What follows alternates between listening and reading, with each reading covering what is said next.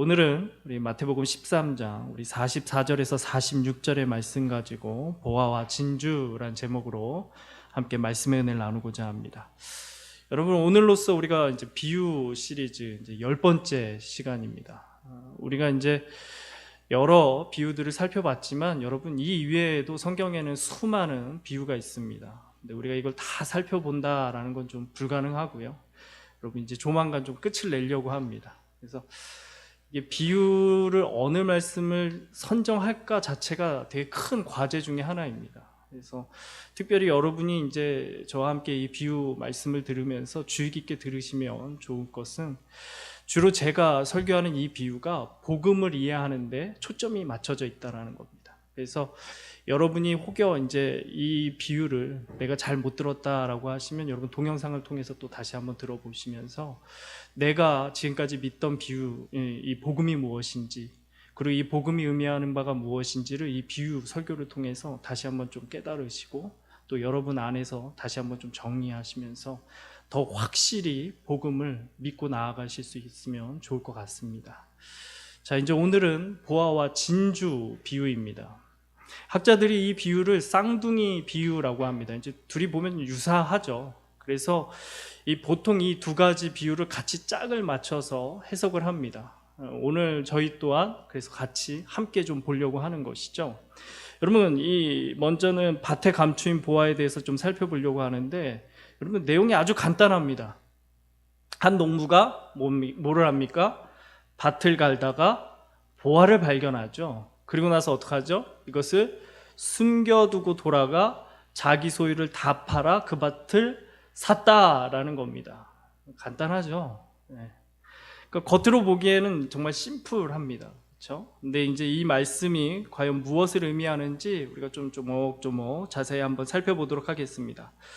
먼저 여러분, 예수님이 이 비유를 하시면서 그 앞에 뭐라고 얘기하십니까? 이렇게 얘기하죠. 천국은 마치 밭에 감추인 보화와 같다라고 말씀하는 거죠. 그러니까 무슨 비유예요? 이 비유는 천국에 관한 비유인 것입니다. 그래서 이 천국을 말씀하시면서 밭에 감추인 보화와 같다라고 말씀하는 거죠.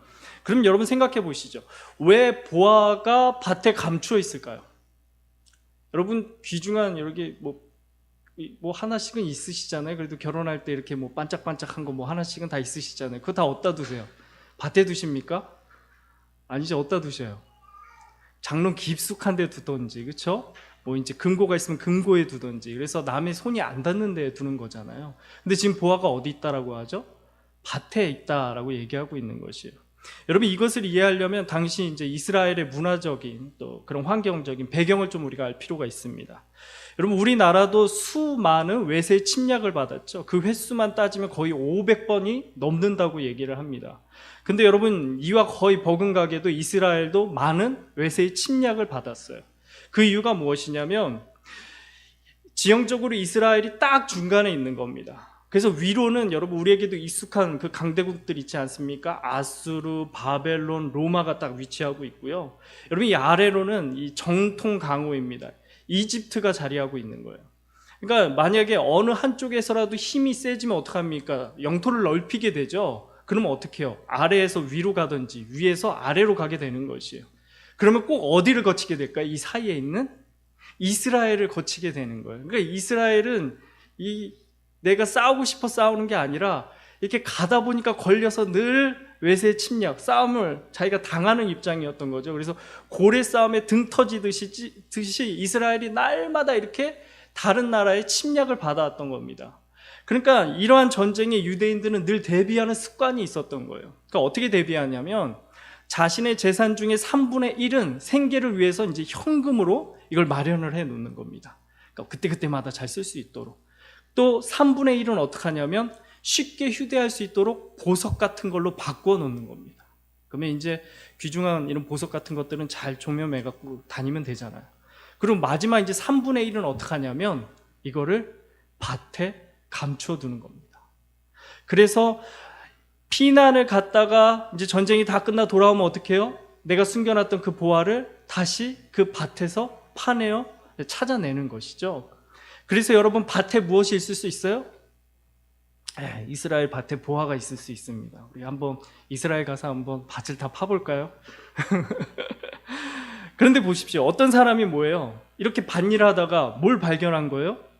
보화를 발견한 거예요. 아마도 이 사람은 땅을 빌려서 농사를 짓는 소작농이었을 것입니다.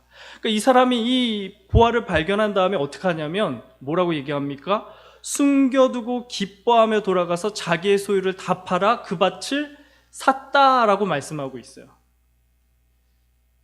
여러분, 우리가 그동안 숱하게 이 비유를 보면서 어느 부분에서 여러분이 걸리셨어요? 어느 부분이죠? 보화를 발견했으니까 그래서 자기 소유를 다 팔아서 그 밭을 샀다라는 것까지는 그쵸? 이해하고 넘어갈 수가 있어요. 근데 어느 부분에서 좀 걸립니까? 숨겨두고 돌아가서 그 밭을 샀다라는 것이죠. 그러니까 일반적으로 여러분 이런 경우에 어떻게 하는 것이 마땅해요? 주인에게 가서 내가 보화를 발견했습니다 라고 말하고 돌려주는 게 마땅하잖아요. 그런데 이 사람은 어떻게 하는 거예요? 그것을 숨겨두고 돌아가서 자기의 소유를 다 팔아 그 밭을 샀다라는 거예요. 그러니까 다시 말해 뭐예요? 농부가 누구를 속인 거예요? 이 밭의 주인인 그 사람을 속인 것이죠. 그래서 정당한 방법이 아니라 뭐예요? 주인을 속이고 감추인 보화를 얻게 되었다 말씀하고 있는 거예요. 그러니까 여러분, 오늘 비유가 아까 무엇을 설명하기 위해서 하신 비유라고 했어요? 천국이죠. 그러면 여러분, 우리가 천국을 얻기 위해서는 수단과 방법을 가리지 않고 잘못된 방법을 써서라도 가야 마땅하다, 이걸 말씀하고 있는 걸까요? 여러분, 그건 아닌 거죠. 그렇다면 이것이 무엇을 의미하는 것일까요? 여러분, 이 말씀이 무엇을 의미하는지 우리가 성경 몇 군데를 같이 한번 좀 살펴봐야 될 필요가 있습니다. 여러분, 잠언 2장 말씀 한번 보십시오. 구약 성경 잠언 2장입니다.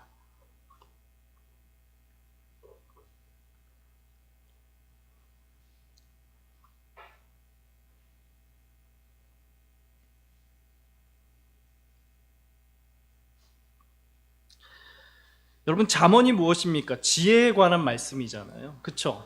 근데 여러분, 이 지혜를 그냥 단순히 그런 세상 지혜로 말씀하고 있지 않습니다. 그래서 여러분, 1장 말미부터 보면 지혜를 어떻게 하냐면 의인화시켜요. 그러니까 우리가 아는 그런 세상 지혜가 아니라는 것이죠. 그러면서 이 지혜에 관해서 2장 1절부터 쭉 말씀을 합니다. 뭐라고 말씀하는지 한번 여러분 함께 보시죠. 우리 8절까지 한번 교독하겠습니다. 1절부터 한번 보시죠. 2장. 내 아들아, 내가 만일 나의 말을 받으며 나의 계명을 내게 간직하며 지식을 불러 구하며 명철을 얻으려고 소리를 높이며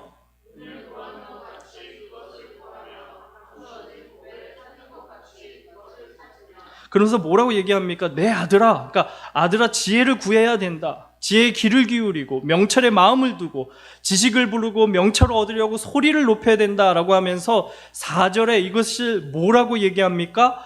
은을 구하는 것 같이, 그리고 또 뭐라고 얘기하죠? 감추어진 보배를 찾는 것 같이 찾으라라고 말하고 있는 거예요. 그러니까 왜 이렇게까지 찾아야 하느냐? 여러분 5절 말씀부터 한번 보시죠. 여호와 경외하기를 깨달으며 하나님을 어떻게 된대요? 알게 된다 말씀하고 있는 거예요. 여러분 읽으시죠. 6절 시작.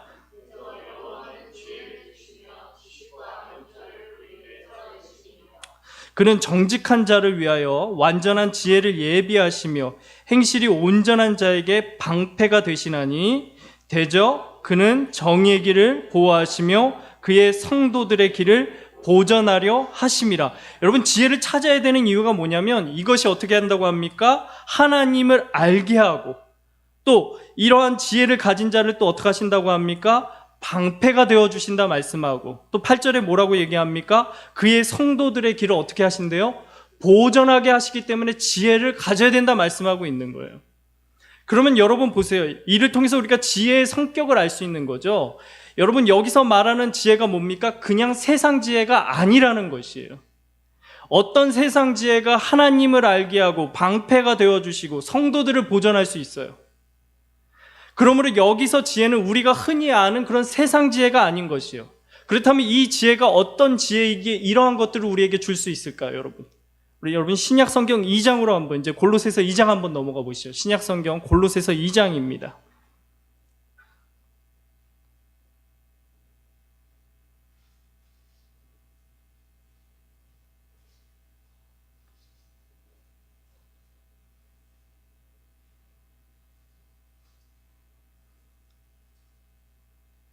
빌립보서 다음에 있죠, 여러분? 찾으셨어요? 네.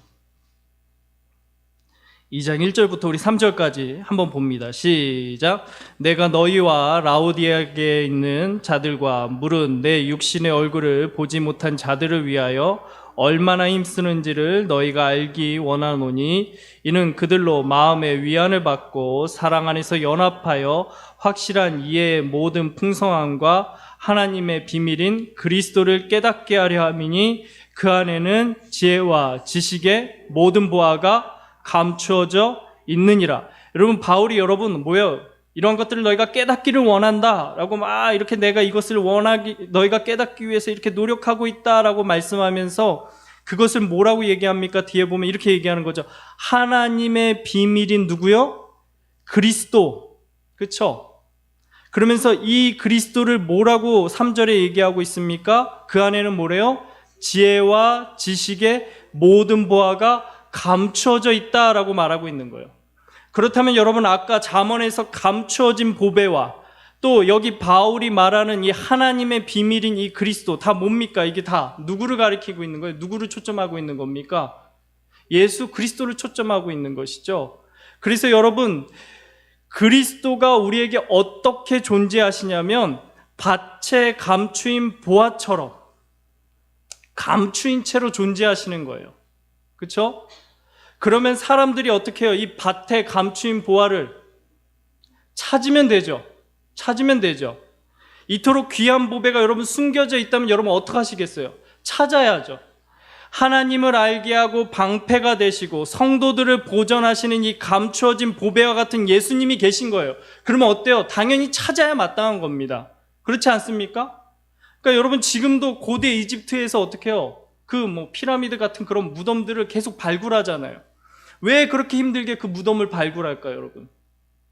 그 안에 뭐가 있기 때문이에요? 보화가 있기 때문이죠. 그러니까 그 보화를 찾기 위해서 그 고생과 수고를 마다하지 않는 거 아닙니까? 그런데 여러분, 숨겨진 보화와 같은 이 예수님은 어때요? 사람들이 찾아요, 안 찾아요? 잘 안 찾는 거예요. 숨겨진 보화라고 지금 말씀하고 있음에도 불구하고 많은 사람들이 이 숨겨진 보화인 예수 그리스도를 찾지 않아요. 왜 그럴까요, 여러분? 여러분, 베드로전서 2장 7절 말씀 한 번 더 보시죠. 베드로전서 2장 7절입니다.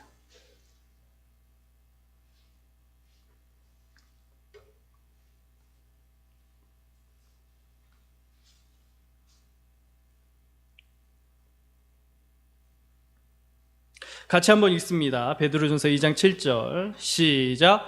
그러므로 믿는 너희에게는 보배이나 믿지 아니하는 자에게는 건축자들이 버린 그 돌이 모퉁이의 머릿돌이 되고. 여러분, 뭐라고 말씀합니까? 믿는 너희에게는 무엇이라고 얘기해요? 보배이나 믿지 아니하는 자에게는 뭐래요? 건축자들이 버린 돌이라고 말씀하고 있어요. 여러분, 우리에게는 이 예수님은 뭐예요? 보배시는 거예요. 보배신 거예요. 믿으십니까? 하지만 믿지 않는 자들에게 예수님은 뭐예요? 버린 돌인 것이. 쓸모없어 버려진 돌일 뿐인 것이죠. 그러므로 여러분, 똑같은 돌이라도 믿는 우리에게는 무엇으로 보이는 거예요? 보배로 보이는 것이고, 믿지 않는 자들에게는 이것이 무엇으로 보이는 겁니까? 버린 돌로 보이는 거예요. 자, 그렇다면 여러분, 이제 이해가 되는 거예요. 왜 농부가 숨겨두고 기뻐하며 돌아가 자기의 소유를 다 팔아서 그 밭을 샀을까요? 왜요? 농부를 제외한 사람들에게는 그 보화가 보화로 여겨졌을까요? 안 여겨졌을까요? 안 여겨진 거예요.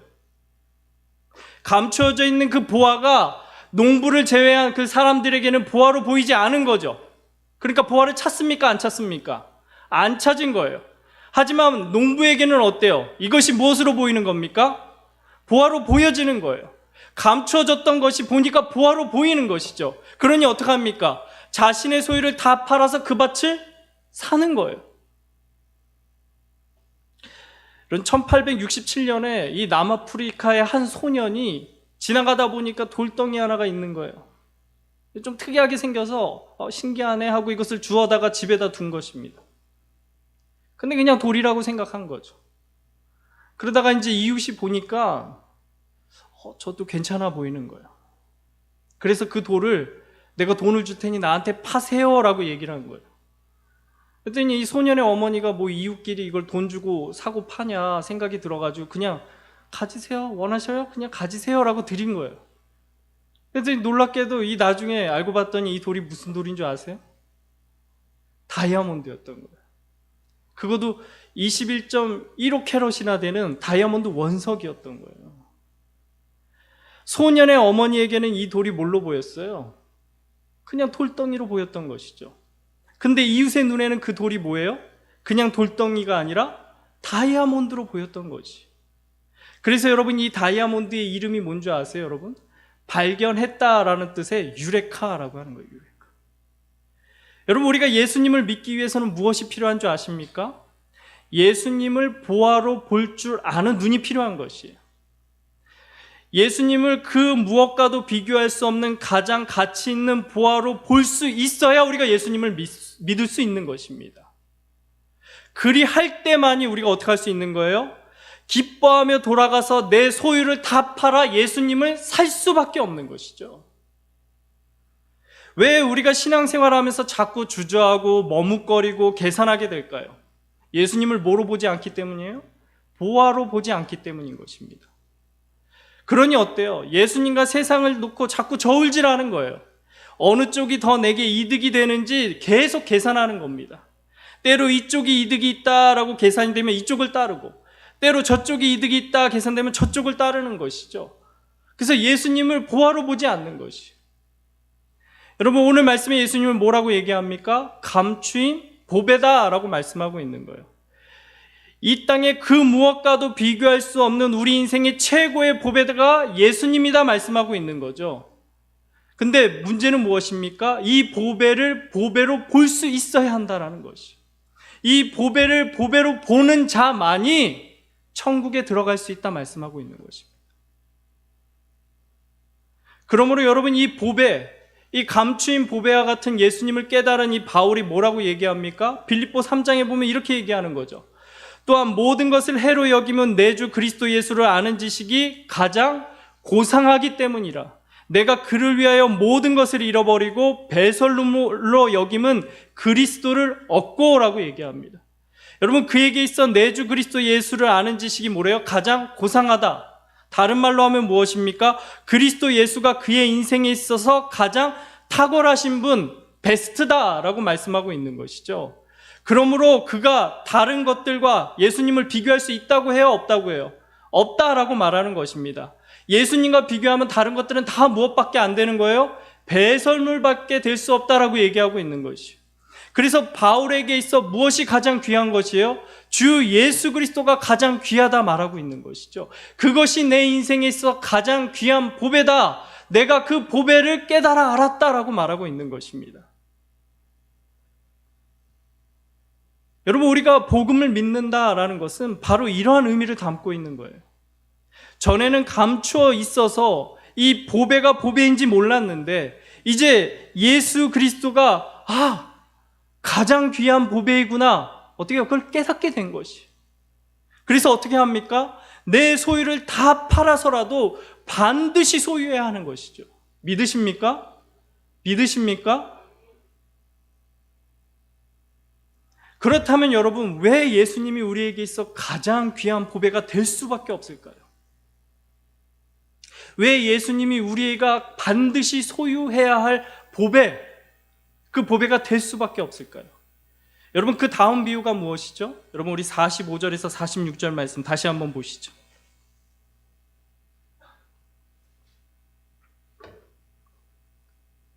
같이 있습니다. 시작.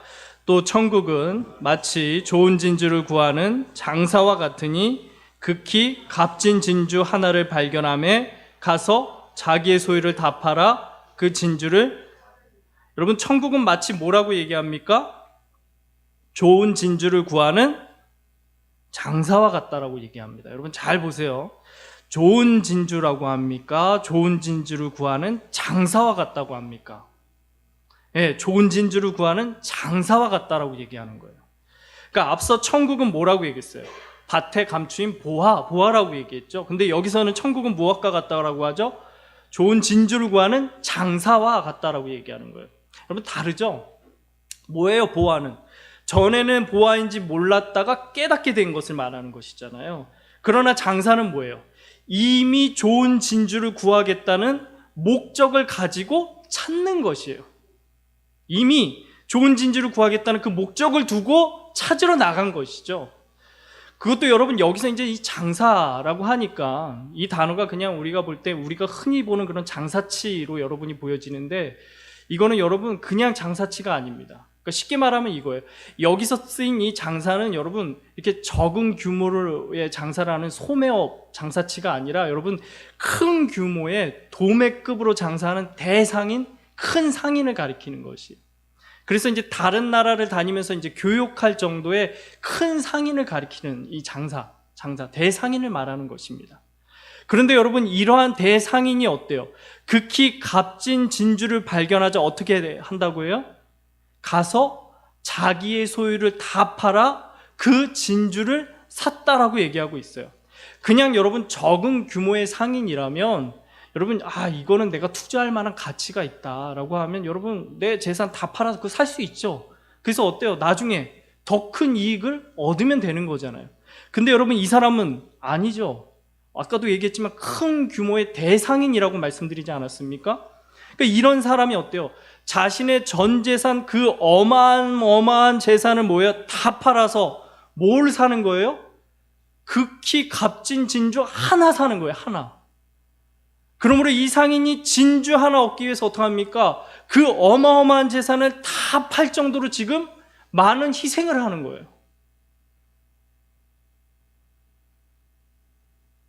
그렇다면 여러분 보십시오. 여기서 진주 구하는 장사, 이 대상인이 여러분 누구를 가리키는 것일까요? 바로 예수 그리스도를 가리키는 것이에요. 그렇다면 극히 값진 진주를 여러분 누구를 가리키는 걸까요? 바로 우리를 가리키는 겁니다. 왜 그렇습니까? 여러분 예수님이 우리를 무엇으로 사셨죠? 그분의 핏값으로 사셨죠. 왜요? 우리를 사랑하심으로. 다시 말해 뭡니까? 우리를 어떻게 여기신 거예요? 오늘 본문으로 치면 극히 값지게 여기신 것이죠. 그러므로 어떡합니까? 그분의 하나밖에 없는 아들을 다 내어주시면서까지 우리를 어떻게 해요? 사셨다. 그래서 로마서 8장에 뭐라고 말씀하시죠? 자기 아들을 아끼지 아니하시고 우리 모든 사람을 위하여 내주신 이가 어찌 그 아들과 함께 모든 것을 우리에게 주시지 아니하겠느냐 말씀하는 것이죠.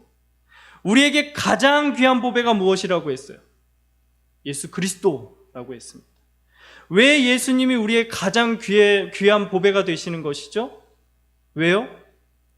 그 예수님이 우리를 위해 자신을 아끼지 아니하시고 내어주셨기 때문인 것이죠.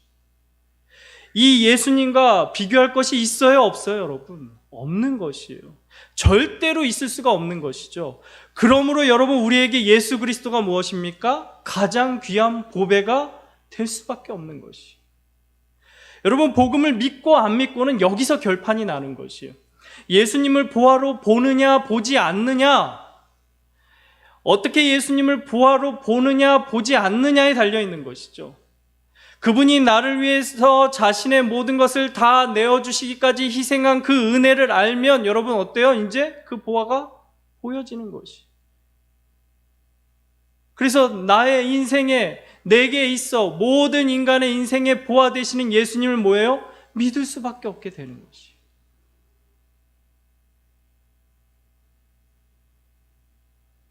근데 여러분 아까 보셨지만 농부가 이 보화를 얻기 위해서 어떻게 했습니까?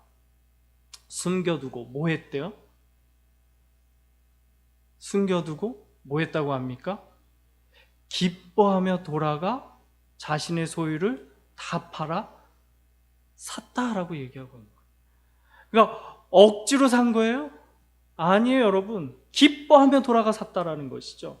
마찬가지로 여러분 우리가 예수님을 얻기 위해서 희생하는 이것들을 어떻게 해요? 우리가 막 억지로 감당합니까?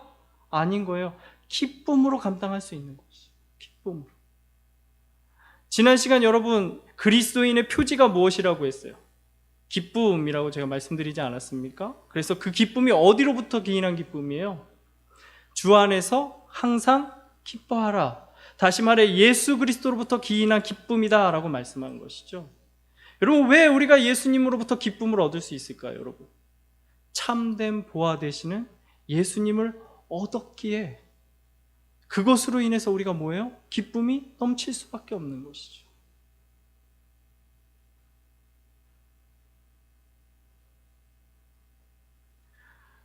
여러분, 저희 사모를 저희가 신학교에서 제가 만났어요. 이제 제가 복학하고 이제 클래스에 들어갔는데 신학생이 이제 거의 다 남자잖아요. 그 중에 이제 여학생이 딱 둘 있는 거예요. 그 중에서도 참하고 누가 봐도 이제 사목감인 이 보배가 딱 눈에 들어오는 거죠. 그래서 공부 잘하고 피아노도 잘 치고 성격도 좋고. 그래서 여러분 이제 눈에 띄잖아요. 둘이니까 다 남자고. 저희 클래스에 거의 40명, 50명이 넘었거든요. 근데 여러분 어때요? 사람 보는 눈은 다 비슷비슷하잖아요. 그러니까 어떻게 하냐면 저희 사모에게 막 이 사람 저 사람이 다 찝쩍대는 거예요. 그러니까 야, 가만히 두면 이러다가 야, 다른 사람이 채갈 것 같다 이 생각이 드는 거예요. 그래서 어떻게 하냐면 이제 딱 기다리다가 이제 조금씩 마음을 표현하다가 어느 날 이제 마음을 먹고 딱 기다린 겁니다. 근데 그때가 거의 밤 10시쯤 돼서 이제 끝나는 거예요. 그래서 그때까지 기다렸어요. 그리고 나서는 이제 전철역까지 같이 가자라고 이제 얘기한 거죠. 가다가 이제 한적한 곳에서 이제 아무도 없는 이제 중간쯤에 가가지고 이제 앉아가지고 이제 벤치에 앉아가지고 제 고백을 했어요. 저 사귀자. 그래서 같이 이제 하나님 나라를 위해 함께 쓰자 그런 것이죠. 근데 그 고백을 어떻게 했을까요? 제 사모가 받아준 거예요. 받아준 거예요. 그러니까 여러분 고백할 때 어때요? 들어줄까 안 들어줄까 막 떨리죠. 들어줬으면 좋겠는데. 근데 어때요? 그 고백을 했더니 들어준 거예요. 그러니까 제 마음이 어땠을까요? 말할 수 없이 좋은 거예요. 말할 수 없이. 제 인생에 뭐예요? 하나밖에 없는 보배를 얻은 거죠. 그 기쁨이 말할 수 없이 기쁜 거예요. 그럼 남자분들은 다 그런 기쁨이 있으시죠? 네, 그렇죠? 내가 사랑하는 그 사람을 얻은 그 기쁨이 있는 것이죠. 여러분, 예수님을 보화로 여기고 그 보화를 얻는다. 그것이 여러분 이와 버금가지 않는 것이에요. 우리가 예수님을 얻었다. 그 보배와 같은 예수님을 얻었다. 그것은 여러분 우리가 이 땅에 있는 그 어느 것을 얻은 것만큼 그거와 어쩌면 비교할 수도 없을 만큼 가장 큰 기쁨이 되는 것이죠. 여러분에게 예수님이 어떤 존재십니까? 그 무엇과도 비교할 수 없는 보배가 되시는 줄 여러분 믿으십니까? 믿으십니까? 여러분 그 보배를 얻은 기쁨이 여러분 안에 있으십니까? 여러분 안타까운 것은 많은 기독교인들이 예수님을 별로 보배로 여기지 않아요. 어쩌면 우리 발에 그냥 이렇게 흔히 채이는 돌처럼 예수님을 그렇게 여길 때도 우리가 너무나 많이 있는 것이죠. 여러분은 개독교라고 우리가 이렇게 남이 믿지 않는 사람들이 우리를 비판할 때마다 여러분 어떤 마음이 드세요? 얼마나 부끄러운 것인지 우리 알아야 합니다. 여러분 그리스도라고 우리가 하고 또 혹은 이제 그리스도교, 기독교라고 하지 않습니까? 그리스도는 뭐예요? 영어식 표현이에요. 그렇죠? 크라이스트를 그대로 그냥 그리스도다라고 해서 그대로 우리말로 옮겨놓은 것이죠. 근데 예전에는 여러분 이런 외래어를 그대로 쓰면 안 됐어요. 그러니까 이걸 어떻게 하냐면 이거를 한자어로 음역을 하는 겁니다. 그리스도와 가장 비슷한 말로 음역을 하는 거죠. 그래서 뭐예요? 기독교라고 한 거예요. 기독교. 그래서 한번 보세요. 기독교와 그리스도교가 어때요? 음이 비슷하죠. 그래서 그리스도교라고 이렇게 그냥 외래어를 그대로 받아들인 게 아니라 한자어로 기독교라고 발음하도록 바꿔 놓은 것이죠. 그러면 여러분 한번 생각해 보세요. 기독교가 개독교가 되었다는 게 어떤 의미겠습니까? 그리스도의 이름이 무엇이 된 거예요? 성경에서 그토록 혐오스럽게 여기는 개로 불리는 거예요. 개가 된 것이죠. 여러분 이것이 세상 사람들이 보는 교회의 지표예요. 그 사람들은 우리가 믿는 예수님을 뭐로 여기는 겁니까? 개만도 못하게 여기는 거예요. 왜 그렇게 된 것입니까? 믿는 우리가 잘못 믿음으로 그렇게 불려지게 되는 것이죠. 우리가 보배로 여기고 우리에게 있어 가장 귀하다고 할 수 있는 그 그리스도를 어떻게 만들어 놓은 거예요? 차마 우리 입에서 말할 수도 없는 그런 존재로 우리가 바꿔놔 버린 것이죠.